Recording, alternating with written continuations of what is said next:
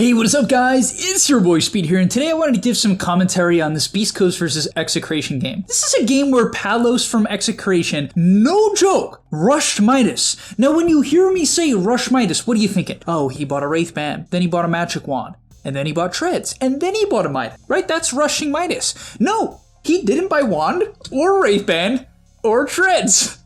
He bought Glove of Haste, and then Midas. How in the world did he get away with this? Well, that's what we're going to be looking at today. Honestly, I think this is largely just a conceptual error from the side of Beastcoast. I just cannot believe that they'd let this guy do this. What I mean by that is I think if you see someone going this greedy of a build, or if people pick Phantom Lancer in general, not only should you do probably better in your lane, but you should look to pressure the guy after the lane if you have the hero. So the question is then, do they have the heroes to pressure? They have Spirit Breaker with an Ion Shell. Completely zones out PL alone.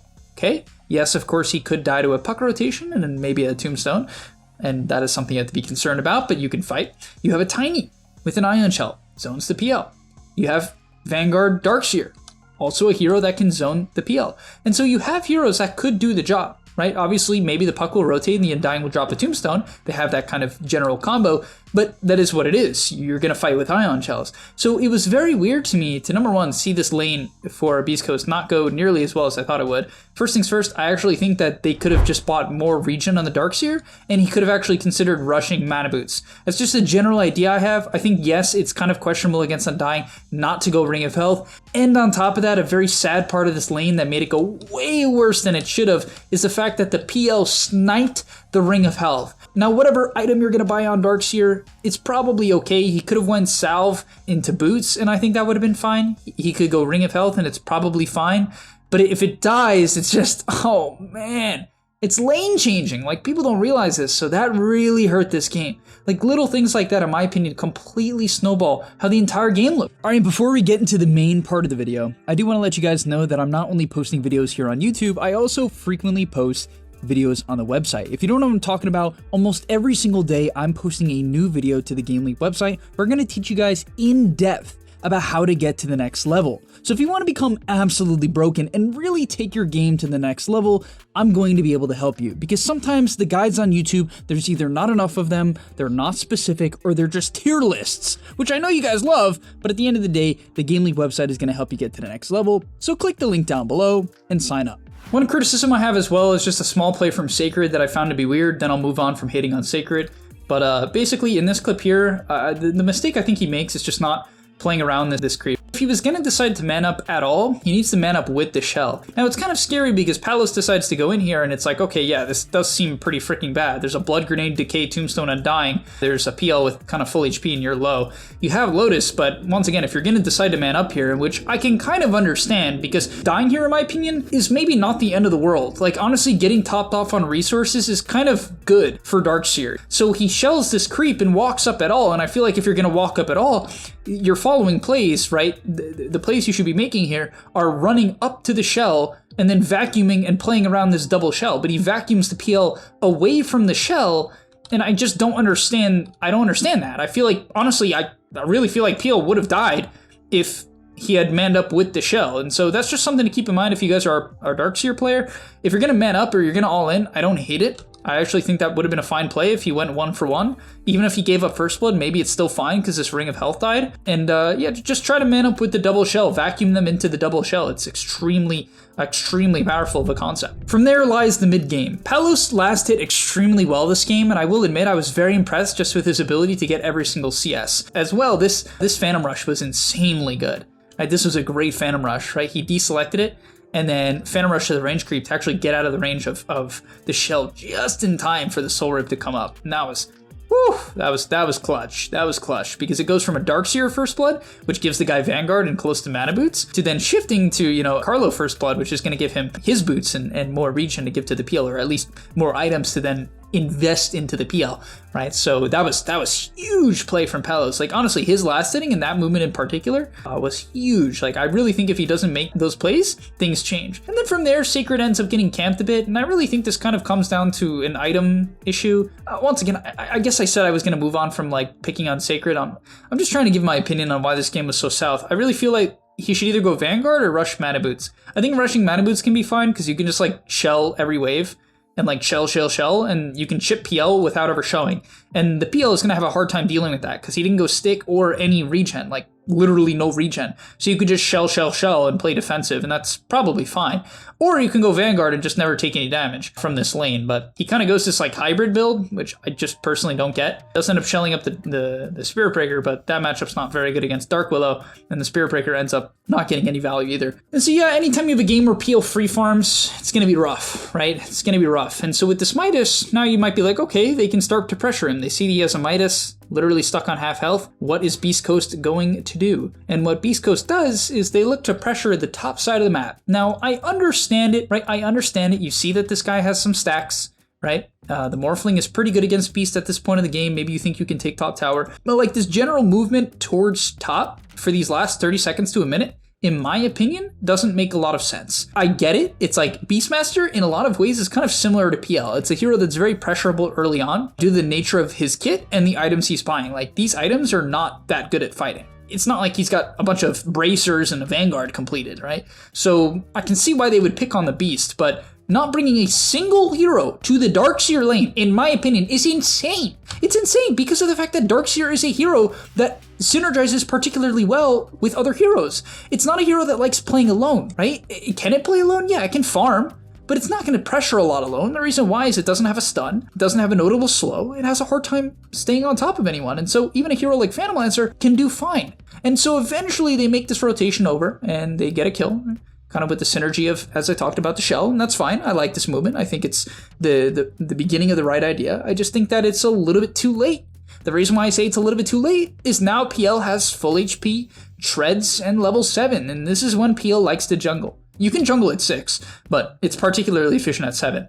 So yeah, I just felt that the ideas were wrong. Like, yes, now you get this TP to mid, wonderful, right? You get this TP to mid, you bring your tiny mid, and you force this guy back into the jungle. But imagine if you do this when this guy's low HP and doesn't have the items to efficiently jungle. I feel like they could dive, they could go crazy. I don't think Puck is strong at this point in the game. I don't think Willow is strong at level 4. And Undying is fine, but he's not that good. You have this underfarm PL, you have a Beast who's buying a big item. I mean, this is a game, in my opinion, Beastcoast should be running over at this point of the game. Like, literally, I think they should at least be 2-3k net worth ahead based on their draft. You have a winning safe lane, off lane, and mid matchup, in my opinion, and yet you're barely 1k ahead, right? You're barely 1k ahead, and they won mid pretty hard. So, yeah, they end up making this rotation as well into the triangle, and I get their idea. It's like invade, try to contest the stacks. You do have Darkseer, so you actually can take the stacks if you win the fight. Like, Ion Shell is good enough. So I get the gist. I don't really hate this play. I think this one kind of made sense. Take the Ion Shells, try to take the stacks. They have to be careful about how they execute on it. You don't want to get too low.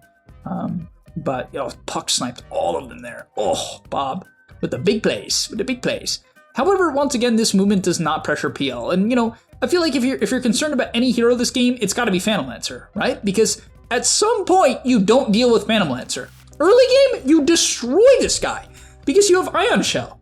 But eventually, Ion Shell doesn't counter PL anymore, right? And nor does Darkseer at all. Like, Wall of Replica, I mean, making PL copies is good at killing his teammates, but it certainly does not kill him. I feel like Morphling is okay against PL once he gets Ags, but once PL gets an eventual Linkens, that matchup flips on its head again, and then I think PL countered Morphling. So, yeah, I just think that this map play is weird. They don't open up the bottom tower at all. They make some mid plays, but it's like before Darkseer has any sort of ignore item, no pipe, no mech. And I think if they wait for pipe mech to, like, dive mid, it's fine. I don't think they need to. They end up winning these fights, so, like, can I hate that much? No, it's not some bad play. I just think that once again, it's not pressure on PL. This guy's top net worth on Phantom Lancer. I think that this hero should almost never be top net worth at 12 minutes into the game, based on how the hero works. It jungles okay. It's not incredible, it jungles okay. Top 30% of carries in terms of jungling. So eventually they take the tower. But at this point, the laning stage is kind of broke down. You're not going to look to take any of the tier 2s. They've taken the mid tower. And I think at this point, what you're looking to do is fight top. And I think the way they could execute this is Sacred could have hit the portal, right? He could shell up this wave and hit the portal and look to connect a bit faster, maybe to this fight. Then he could hit the portal again, farm up bottom. I also think he could continue to just kind of look to control this bottom area. Like, they collapse on mid here, but did they kill this guy? Maybe they do, actually. Okay, that's actually a great play. I didn't think they could get him, but with the Morphling shifting to the Puck, that's...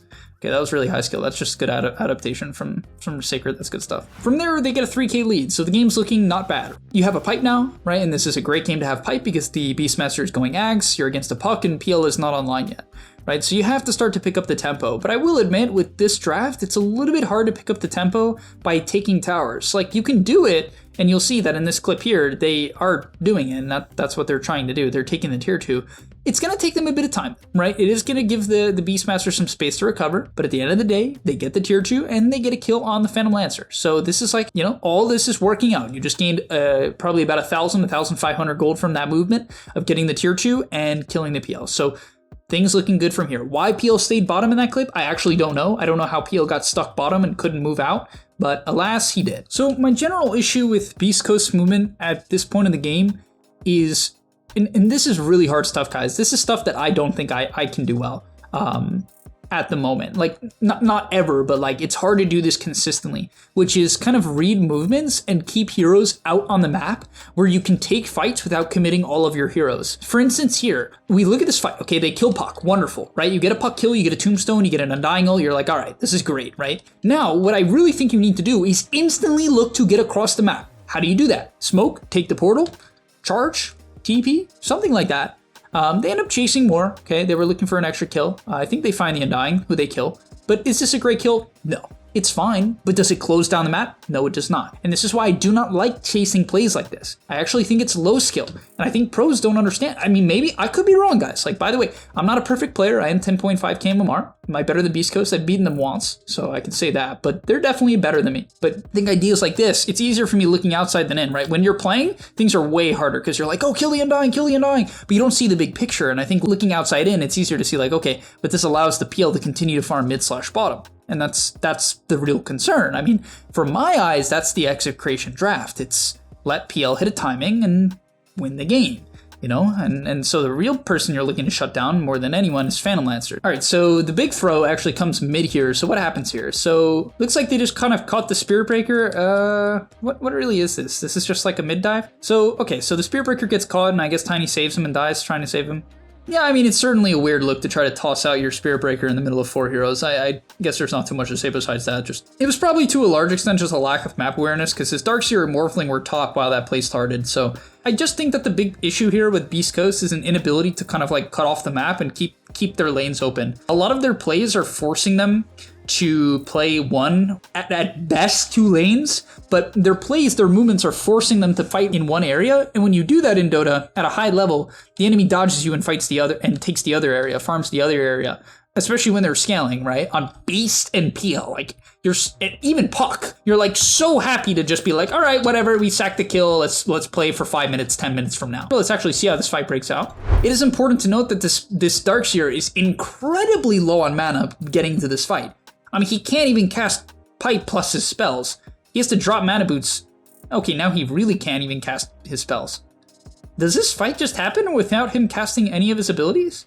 What is this? No offense, but like, I mean, once again, guys, I might make these same mistakes. I'm saying that because I really don't want people to think I see this as like me better than them.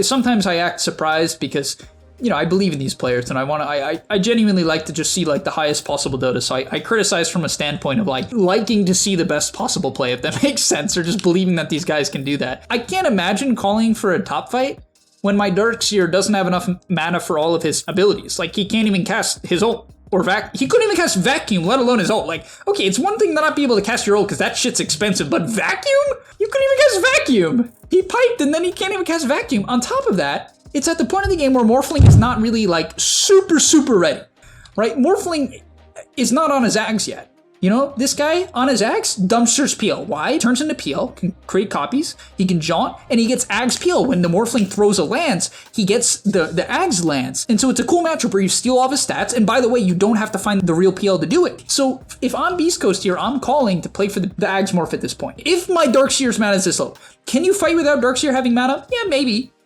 but this Darkseer is way weaker than Beast because Beast has 2 full completed items. Darkseer, on the other hand, has 1 completed item. This Vanguard helm is frankly useless, like literally does nothing because he has no mana. It's not like he has no shell on himself and has no mana. So these 2 items are completely useless, right? It's dead net worth. And that's an idea that it's hard to see, but when you can look at a replay in slow motion, you're like, oh wow, he really does have, 2.8k gold of like, or 6k gold of dead net worth in this team fight, just completes his Crimson. If they wait a little bit, let him ship out 2 Mangoes of Clarity and finish a Crimson, you have a Crimson completed, right? Then you can get a clean jump where you have yourself shelled and your tiny shelled, not just one of you, and the fight looks completely different. Because PL is not online yet, right? I mean, this guy has Midas Axe. He's not that strong yet, right? So I can definitely see a world where they take this fight, but you gotta let your guys get resources. And I also think, to a large extent, that they have the better wave clear. Yes, Execration does have good wave clear with the PL, the Puck, and the Beast. It's actually quite good.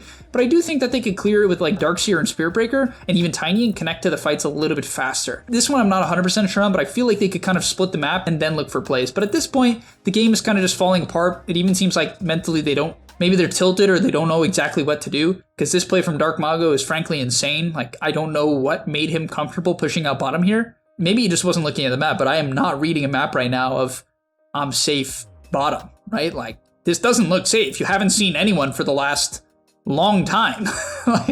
So that death was pretty criminal. But all in all, I hope Beastcoast does well throughout this tournament. I do enjoy them as players. I hope, with their new player, Jim Park or Parker, they do well. But all in all, just had some criticisms. I was watching the game and I felt pretty passionate about the ways that they could change their gameplay. So if they watch this, maybe they could take some things out of it. Maybe they'll disagree, and maybe you guys will disagree. And, I'm open to hear anything you guys have to say in the comment section down below. Thank you guys so much for watching. I'll see you in the next one, and I'm out.